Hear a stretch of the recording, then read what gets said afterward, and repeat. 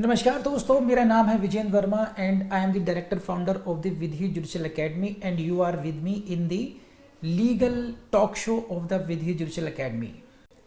In this video, I am going to discuss with you some important legal updates which are important for you for your exams. You must know about this, and let's come to the number one news, and that is with regard to the state of Nagaland. And this is very important for your exams. State of Nagaland में क्या चल रहा है ये जानने की जरूरत है आप लोगों को। तो देखिए, कुछ लीगल प्रोविजन है वहां से भी क्वेश्चन आ सकता है, और कहां पर ये लीगल डेवलपमेंट्स हो रहे हैं वहां से भी ये क्वेश्चन आ सकता है। तो आपको पहले जानना चाहिए पार्ट 9A है, part 9A of the Indian constitution क्या हुआ है। तो बेसिकली इसमें ये प्रोविजन है कि जो म्यूनिसिपैलिटीज के इलेक्शंस हैं, जो टाउन काउंसिल्स के इलेक्शंस हैं, वहां पर 33% रिजर्व सीट्स होनी चाहिए वुमेन के लिए। 1/3 of the seats should be reserved for the women. This is the mandate of the part 9A of the Indian Constitution. तो नागालैंड में क्या हुआ? नागालैंड में ये हुआ कि नागालैंड स्टेट में ये इलेक्शंस होने थे। पहले उन्होंने सुप्रीम कोर्ट में ये कहा कि हम ये इलेक्शन करने जा रहे हैं as per the part 9A। वहाँ का जो म्यूनिसिपैलिटीज़ एक्ट है, नागालैंड म्यूनिसिपैलिटीज़ एक्ट है 2001 का, उन्होंने उस एक्ट को बाद में स्क्रैप कर दिया, रिपील कर दिया। मीनिंग देयर बाय क्यों किया? क्योंकि वहां पर जो पॉलिटिकल पार्टीज हैं उसमें कोई कंसेंसस नहीं हो पा रहा था regarding the issue of the reservation to the women. Now this was informed to the Supreme Court कि now we have repealed the act itself. Supreme Court got annoyed over this. समझे आप लोग? मैं दोबारा समझाता हूं आपको। नागालैंड स्टेट ने पहले सुप्रीम कोर्ट में कहा कि हम as per the part 9A हम इलेक्शंस कराएंगे और 33% सीट्स रिजर्व भी करेंगे वुमेन में।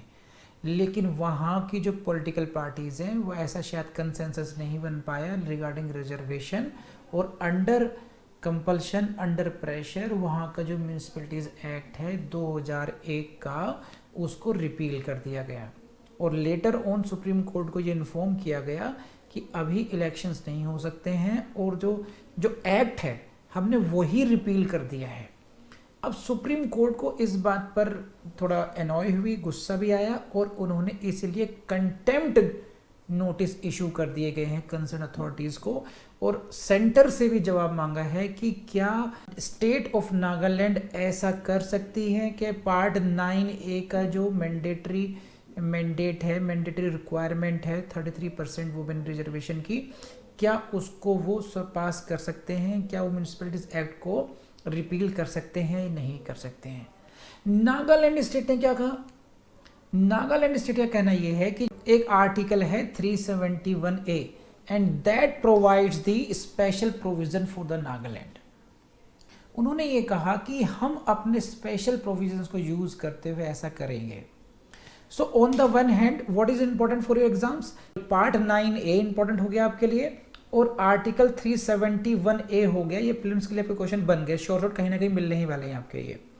तो अभी तक का लीगल डेवलपमेंट यही है, Nagaland state of Nagaland is justifying it's action on the basis of article 371A, जिसमें नागालैंड को स्पेशल पावर्स दी गई हैं।